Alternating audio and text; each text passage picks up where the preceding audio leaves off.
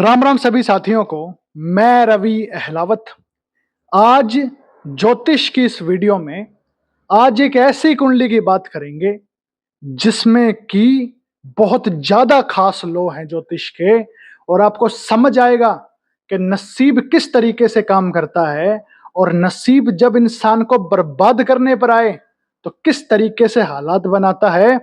आज इस कुंडली की बात करेंगे और ये एक लड़की की किस्मत है, लड़की की कुंडली है। इस कुंडली के अंदर जो आपको स्क्रीन पर दिखाई दे रही है, इस कुंडली के अंदर सबसे पहला योग जिसको कहते हैं चंद्र शनि और राहु का मेल। चंद्रमा शनि और राहु का मेल जब भी किस्मत में बैठा हो, सिर्फ एक 12वें घर को छोड़कर ये मेल चाहे इसको कहीं पर भी बैठा लो, ये बुरा असर ही देता है। और ये बैठा है 5वें घर के अंदर। तो चंद्रमा शनि और राहु जब भी आपस में मिलते हैं तो एक प्रेडिक्शन लिख दी जाती है नसीब के अंदर कि ऐसे इंसान को अपने जीवन साथी और अपनी मां, इनका सुख हल्का मिलेगा, जीवन साथी और मां का सुख कमजोर होगा। ये इस लड़की की किस्मत में है। फिर क्या हुआ, इस चंद्रमा शनि और राहु का जो टकराव है वो शुक्र 7 से हो गया। शुक्र बैठा 7वें घर से, और 5वें और 7वें घर का हमेशा टकराव होता है। तो चंद्रमा शनि और राहु का टकराव 7वें घर के शुक्र से हुआ, जिसने कि शुक्र की चीजों की धज्जियां उड़ा दी।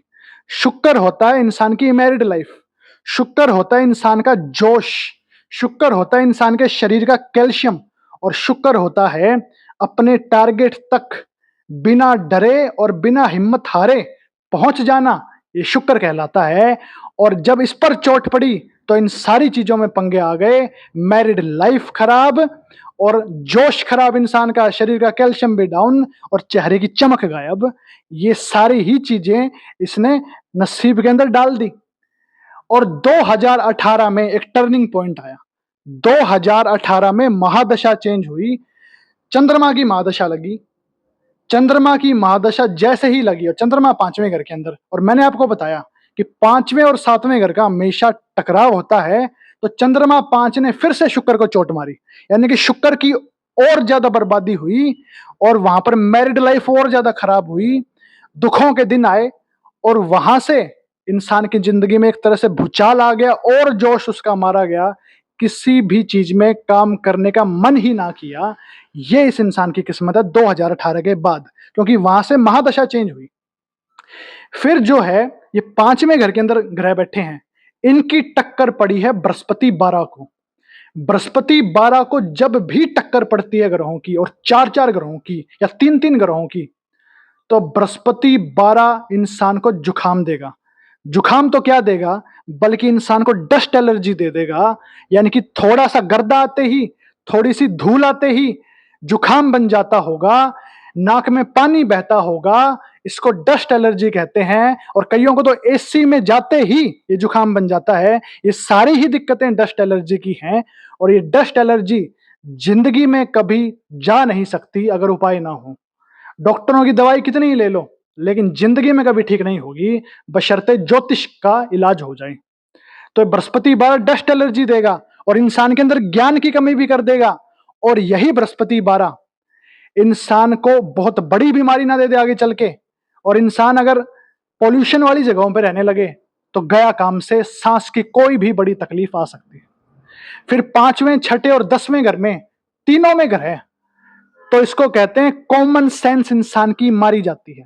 हालांकि इंसान खुद को बहुत समझदार मानता है और समझदारी दिखा करके दुनिया में चलता है, लेकिन असल गहराई ये होती है कि ऐसे इंसान के पास अकल की गहराई नहीं होती, उस इंसान के अंदर कॉमन सेंस ही नहीं होती किसी बात की।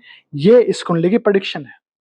फिर एक और खास योग जो इसको पेट में दिक्कत देगा, पेट की दिक्कतों से परेशान ही करता होगा, सुबह पेट ढंग से साफ ही ना होता होगा, कंस्टिपेशन की दिक्कत या और कोई पेट की दिक्कत लगी ही रहेगी। जिंदगी में बिना इलाजों के ये पेट की दिक्कत जा नहीं सकती। और सबसे बड़ा खतरा ये है कि ये आगे चल करके इसकी आंखों की नजर की ताकत ना मार ले, नजर कमजोर ना कर दे, ये भी बहुत बड़ा खतरा है अब। तो 2018 के बाद ये सारी दिक्कतें डबल हुई होंगी, उससे पहले भी थी लेकिन 2018 के बाद ज्यादा हो गई। और ये योग चलेगा अगले 2037 तक। 2037-38 तक ये योग चलेगा। तब तक जिंदगी में कभी सुकून नहीं पा सकती ये लड़की। अगर इलाज हो गए तो सुकून के दिन हैं, वरना सुकून के दिनों का कोई भरोसा नहीं। किस्मत जैसा चलाएगी वैसा होता चला जाएगा। राम राम।